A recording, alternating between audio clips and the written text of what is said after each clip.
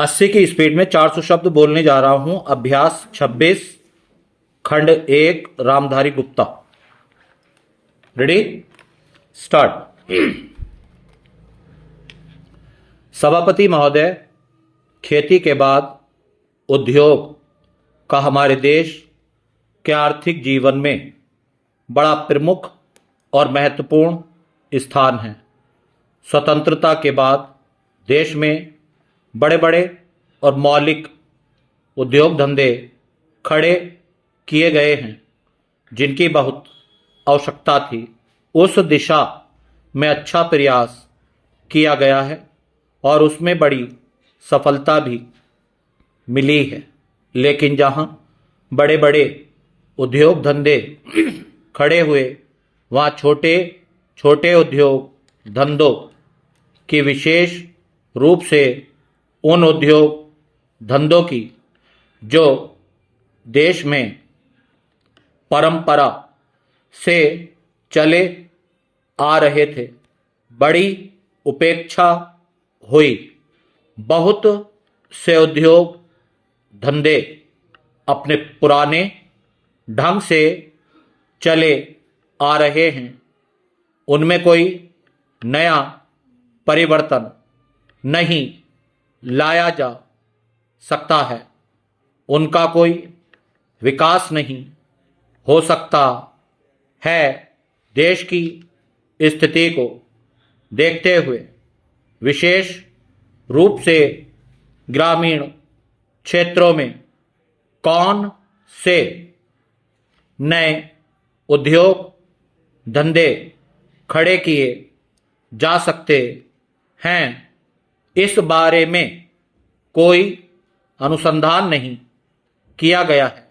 खादी और ग्रामोद्योग स्थापित किया गया और उसने खादी और कुछ ग्रामीण उद्योग धंधों को लिया, लेकिन उसकी भी कुछ सीमाएं हैं। Paragraph change.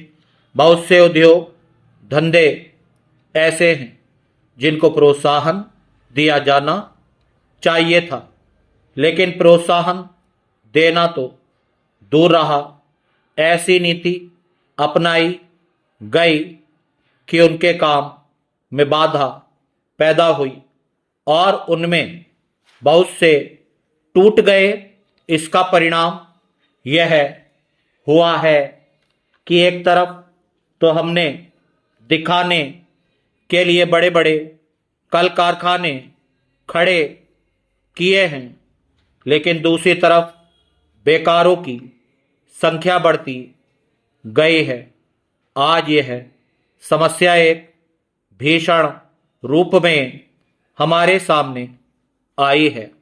यदि हम छोटे छोटे उद्योग धंधों को, विशेष रूप से कृषि से संबंधित उद्योग धंधों को बड़े बड़े शहरों में नहीं, दूर दूर ग्रामीण क्षेत्रों में नहीं फैलाते हैं, तो इसके दो दुष्परिणाम होंगे।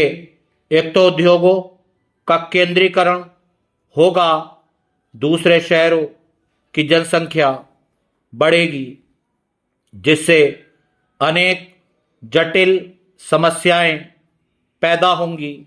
इससे हर एक आदमी को काम नहीं मिलेगा और हमारे जो पुराने उद्योग धंधे जीवन से संबंधित सामग्रियां तैयार करते हैं, उन पर बुरा प्रभाव पड़ेगा। लेकिन सरकार की ऐसी नीति रही है कि उनमें से बहुत से उद्योग धंधे समाप्त होते जा रहे हैं, जिसका परिणाम यह है कि इस उद्योग में लगे हुए आदमी बेकार हो रहे हैं। मैं चाहूँगा कि सरकार ऐसे उद्योग धंधों को अधिक प्रोत्साहन देने का प्रयत्न करे।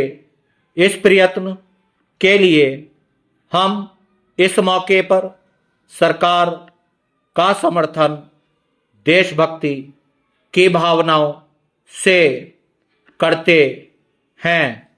स्टॉप।